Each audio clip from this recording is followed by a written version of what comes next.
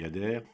Une remarque générale d'abord sur le... Je suis frappé de voir comment à la fois les auditions des historiens et des constitutionnalistes convergent vers une vision par-delà les opinions que peuvent avoir les uns et les autres, convergent sur un certain nombre de choses, y compris la prudence sur modifier les évolutions. Plus on est conscient des évolutions longues et consistantes, plus on est prudent sur des modifications à court terme. Alors,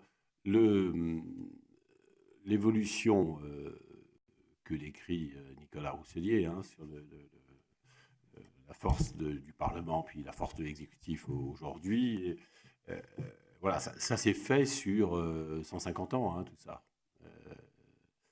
J'ai le sentiment qu'on est en train de vivre depuis 30 ans, vous l'avez dit, M. Reynaud, une montée en puissance du contrôle. Une montée en puissance. Alors après, c'est le verre d'eau à moitié vide ou à moitié plein. C'est sûr que si on regarde les intentions qui étaient derrière la mise en œuvre de la LOLF, voilà, la LOLF, sur le papier, représentait un progrès.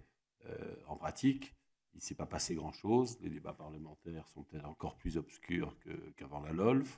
Et donc, on voit bien qu'il y a une volonté qui s'exprime, comme depuis les années 30, pour accompagner. Voilà, on voit bien que ce Parlement rationalisé a généré un besoin, la mise en place des politiques publiques a généré un besoin de contrôle qui s'exprime, que chaque majorité exprime de façon assez minoritaire jusqu'à un certain temps.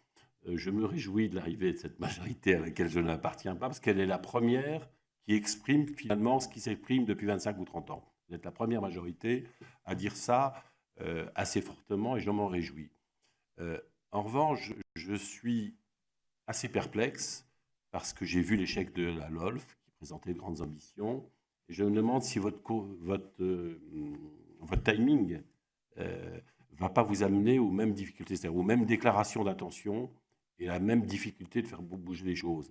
Vous allez sans doute développer, renforcer le CEC auquel je suis attaché, renforcer, peut-être mettre l'idée d'un co-rapporteur, donner un peu plus de contenu et de possibilités de contrôle aux études d'impact, mettre un peu la pression au gouvernement sur les décrets et tout ça. Et tout ça est très bien. Mais je pense que c'est en réalité une toute petite évolution. Et je plaide, c'est plus facile quand on est dans l'opposition, on peut avoir évidemment un point de vue plus radical et plus confortable. Moi, je plaide pour un basculement. Je pense que le basculement, c'est un peu à cause des thématiques du temps long qu'a étudié Nicolas Rousselier. Je pense qu'en réalité, on va faire un petit peu plus de contrôle, mais on va toujours considérer que le temps de la loi est le temps privilégié. Je pense que c'est mort. Voilà. Donc je pense qu'à partir du moment où l'important, c'est les politiques publiques, la loi n'est qu'un petit élément là-dessus. Et donc le contrôle ne doit pas porter sur la loi, mais sur la politique publique. Et donc le temps de contrôle doit être permanent, doit être prioritaire. Ça ne doit pas être un élément, ça ne doit pas être un supplément d'âme moderne du Parlement, le contrôle. Je pense qu'en réalité, toute notre maison est organisée historiquement sur la production de la loi, et que c'est ça qui est mort. Et donc, il faut en réalité réorienter pas le comité d'évaluation de contrôle, mais toutes les commissions, tout notre travail parlementaire vers le contrôle des politiques publiques.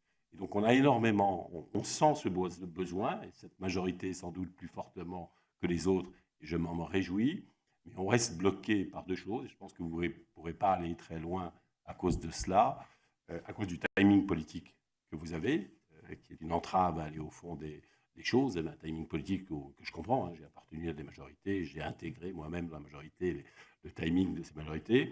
Mais ce timing vous empêche d'aller au bout de choses, c'est-à-dire de bien comprendre que la loi n'est plus qu'un élément. L'important, c'est de contrôler les politiques publiques et bien comprendre que le contrôle, effectivement, je pense que dans la précipitation, parce que c'est une rupture assez forte, on aura du mal à comprendre qu'on est encore en Ve République et que la question majoritaire ou pas dans le contrôle n'est pas essentielle.